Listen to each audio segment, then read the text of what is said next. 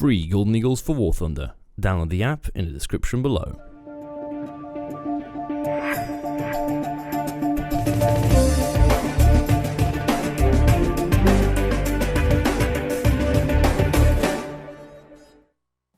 Hey guys, welcome back to War Thunder and welcome to some ME262 A-2a gameplay.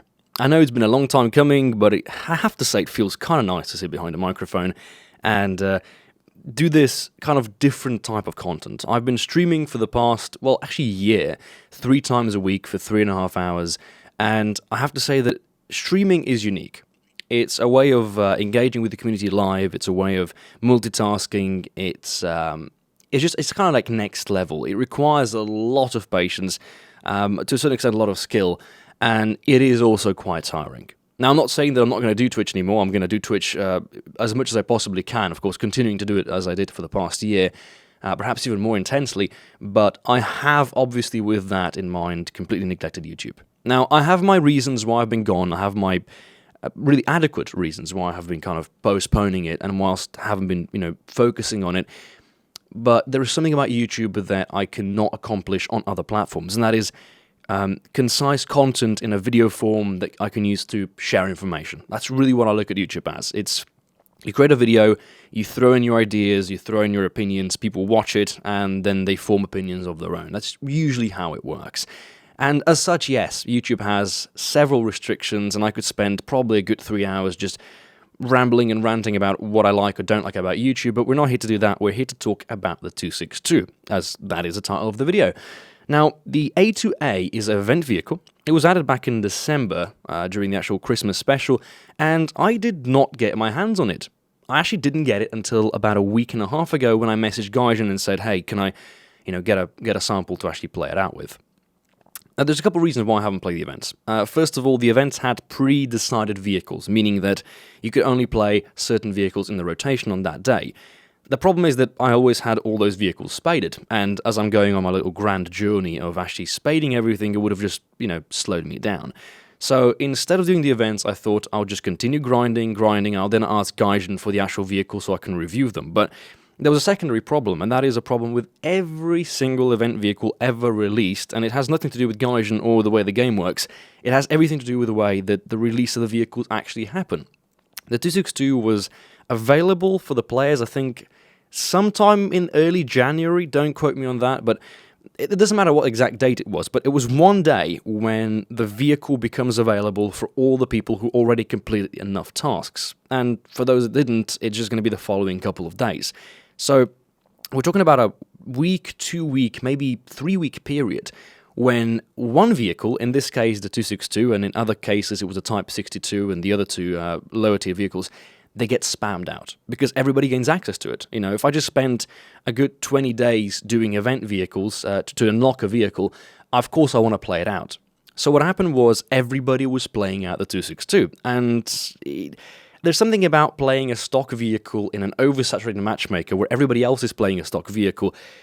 It's not very fun, and there's no way to form a solid opinion. So if I want to make an adequate review, I have to really set back, wait a couple of months, and when the matchmaker finally levels out, I can then make a video.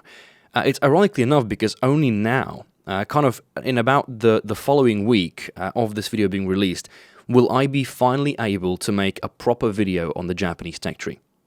2 months, over 2 months after Japanese tech tree was released for tanks, am I going to be able to make a review of it? And the reason for it is that this is how long it's taken me to actually, research all the vehicles, to actually spade them all, to play them all, to experiment with different setups. There's a lot of thought that goes into this, and to make videos in the immediate week of the release, just the matchmaker itself is so severely different that the review is going to be inadequate after a week.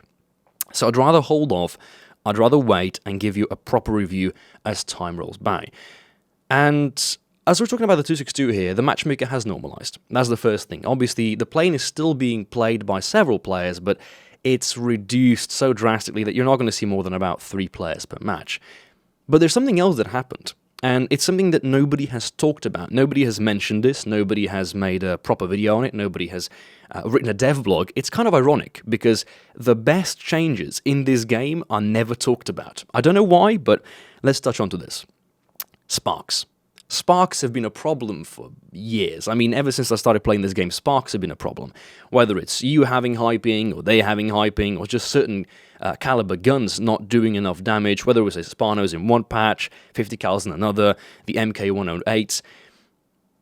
They've recently created like a ninja patch that, and I don't want to sound too confident here, but I think between 50 and 75% spark decrease. That is at least what I have experienced. Sparks are not gone, they're not eradicated from the existence of the game, and they can't be, because sparks are still based around how high your ping is, how high the enemy ping is, but they've reduced them so much that playing air battles, returning to air battles after not having played this game mode in a good 3 months' time, was a joy. It was so much joy, in fact, that I really started flying out more and more planes, and over the next couple of weeks, you will probably see more playing gameplay, and, that's also because I own you some playing gameplay, and I should miss it myself, because tanks after tanks do get boring after a while, but I have to say, tank gameplay is still something you're going to see plenty of, because I've got footage lying around for days. So, sparks were fixed. That was one of the biggest problems. The second one introduced was hull break. Hull break mechanic rendered certain most spammed vehicles out, primarily the ZSU-57 that everybody complained about. It got double nerfed. That tank received a nerf to the AP belt as well as the hull break mechanic, which means that most guns of large caliber will destroy it in one shot regardless of where they hit. The changes in the past 2 weeks to a month alone, and I haven't even touched the battle rating changes here, have been fantastic. This game is moving at a pace that is astonishing even to me. I have high standards. I do think this game has tremendous potential, but the changes that Gaijin has recently rolled out are nothing but tips Fedora and thanks Lord Gaijilla. That is how good these changes have been. So if Gaijin can keep this up for the next duration of the year, this game's going to be hella good. And whilst on the topic of good things, let me finally touch on the actual 262, so you don't say that I've been ranting on for 7 minutes. The 262 that we have here is a very similar model to the A-1a that you have at the game, I believe at battle rating 7.0. So what happens is the battle rating gets decreased by 0.3, so it's at 6.7, sharing the battle rating of the Narwhal. It loses 2 of its frontal-mounted 30mm cannons, which I would have had a problem with were there not for the improvements in spark performance and hell, even overall shell damage. So with the current performance, really, these guns, even if you just had one 30mm, I think you could still make it work pretty well. Because of 2 guns less, the plane is lighter. It also has the option of mounting optional bombs. I wouldn't advise taking bombs into air battles. I would actually say that bombs shouldn't be a possibility to be mounted on fighters in air battles, period. But again, discussion for another day. In ground battles, this thing is actually remotely usable. You can pretty much destroy SPAAs with open-top performance, and you can bomb tanks if you're accurate enough. In air battles, though, it won't be required. The plane is responsive, the guns are powerful enough, you have the climb rate as well as the zoom climb potential, the acceleration is there, albeit slightly slower than most other vehicles, and again, props will catch up to you in the initial state of dive. The plane is best described as fluent. It does everything that you would expect it to do, and it does in a fluid motion. It's also pretty tanky. The engines can take damage, the wings can take damage, and in case, and this will happen often, you will lose half a wing. Not a problem. Turn the plane sideways, fly that back to base, and land on the engines. And funny as it sounds, a lot of people, if they've never seen a 262 land, everybody tends to land on the engines. If you don't, you're missing out. The 262s, all of the variants, can land on the engines traveling easily at about 500 kilometers per hour. It slows down the plane significantly faster, it adds nothing to the repair cost of the plane, and it's just a much more effective way of landing than actually using your landing gear. Because the 262 suffers from the same issues as several early jets do. Whilst they might struggle to gain that top speed, they struggle even further to actually lose it. And landing on the gear will often result in the runway being too short and you simply, running out of space and crashing. So do yourself a favor, land on the engines, it's quick, it's concise, and it will save you a tremendous amount of time and effort. All in all, though, there's one more thing I wanted to talk about, and that is the fact that the event vehicles came stock, except for, I think, the Kai-21, the Japanese premium bomber. Now, the 262 isn't a premium. It's not even a gift plane. It just is, it's sort of like the LA-174. It's available for a certain amount of time, it will probably be discontinued, and it will become a rarity that only those players who participated during the event have it. And a lot of people didn't like the fact that the vehicles came stock. But I asked myself the question, and I know this might just be me, as I'm, really hip into the idea of spading everything, but I don't play premiums. And if this vehicle or any of the other event vehicles came spaded, I simply wouldn't play them, because there would not be a reason for me to play them at all. Premium vehicles are good for grinding silver lines, which I have plenty of, and grinding experience, or grinding research points, which I don't need because I have every vehicle unlocked.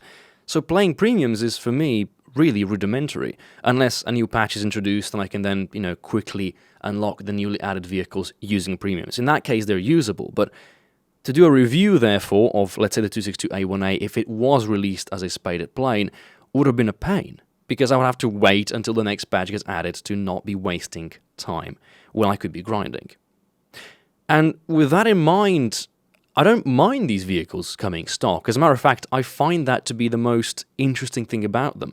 It's a unique vehicle that most people have to work for. I, luckily enough, had it added for free, albeit I could have done the event. I had enough time, I simply didn't have to, I didn't want to bother by not spending that time grinding. And those of you who watched the video on, I think, I had the Cougar in the background, it was a hangar video just showcasing how far we've progressed with the whole spading process. Over the past 2 months, I've reduced the number of vehicles required to spade to 31. That means that within I think, 2 to 3 month period, I'll be done. Now, patch 1.67, it's probably going to come in between that time, and it will kind of set me back a little bit, but not that much. And really, people ask me, well, what are you going to do then? What are you going to focus on after you've done that? Well, really what I'm going to focus on is starting to play more vehicles that I've enjoyed. The 262 you see here, I've actually been playing it for the past couple of days, even though it's spaded. I've enjoyed the plane so much, I've over-spaded it. Usually I just play enough matches to spade the vehicle and then I put it back into the hangar and never touch it again. This was a different instance. I just simply enjoyed myself so much because the plane brings back the nostalgia of the early 262s, it brings a fantastic camo, and basically increased performance at the cost of a little bit less ammunition or gun performance. Really, it's a plane that if you didn't get, you're not missing out tremendously. But if you did get it and you haven't flown it yet, I would highly advise you get this thing out right now and play as much as you possibly can, because with the current spark performance, or rather lack of sparks, the gun damage models, whether you're flying this thing in ground forces or aerialistic matches, it is an absolute joy to fly. Anyway, that's it for the video. I hope you enjoyed. We're going to keep the video length probably between 12 and 17 minutes for the future references. And I will bring a schedule in. Most likely I'll be uploading every Monday, Wednesday, and Friday, so you'll get 3 videos a week. For now, though, I do need to collect some initial feedback, so I'm going to be playing around with color settings on the actual video. I'll be playing around with different settings on the audio. I am using a new microphone now, so there could be some discrepancies there. If you do have a feedback, if you do have something that is constructive criticism, please do throw it in the comments below. I'll read everything. And if you just came around to say hi and see what's actually happened and why I've been gone for 2 months, well, let's just say welcome back to Season 2.